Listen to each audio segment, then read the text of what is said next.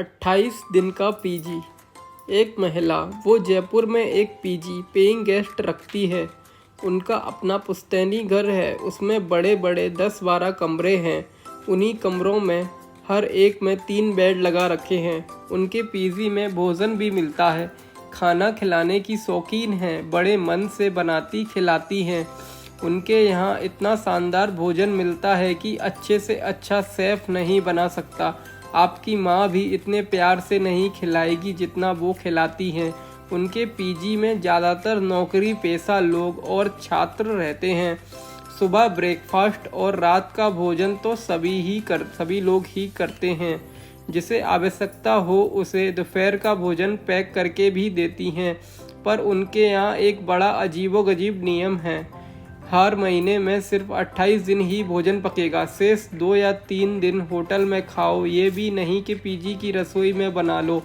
रसोई सिर्फ 28 दिन खुलेगी। शेष 2 या 3 दिन किचन लॉक्ड रहेगी। हर महीने के आखिरी 3 दिन मेस बंद।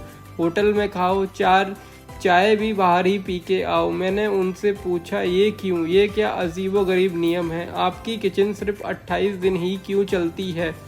बोली, हमारा रूल है, हम भोजन के पैसे ही 28 दिन के लेते हैं, इसीलिए किचन सिर्फ 28 दिन ही चलती है। मैंने कहा, ये अजीबोगरीब नियम क्यों? और ये नियम भी कोई भगवान का बनाया तो है नहीं, आखिरी आदमियों ने बनाया है। बदल दीजिए इस नियम को। उन्होंने कहा, नो, रूल इज़ रूल। खैर साहब, अब नियम है तो है। उनसे अक्सर मुलाकात होती थी।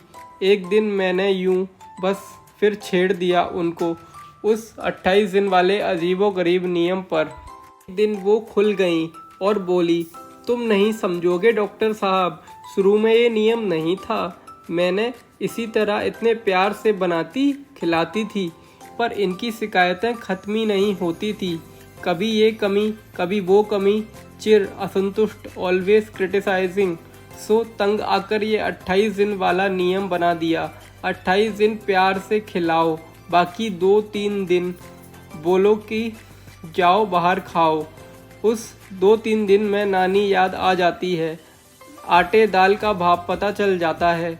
ये पता चल जाता है कि बाहर कितना महंगा और कितना घटिया खाना मिलता है। 2 घूंट चाय भी 15 और 20 रुपए की मिलती है।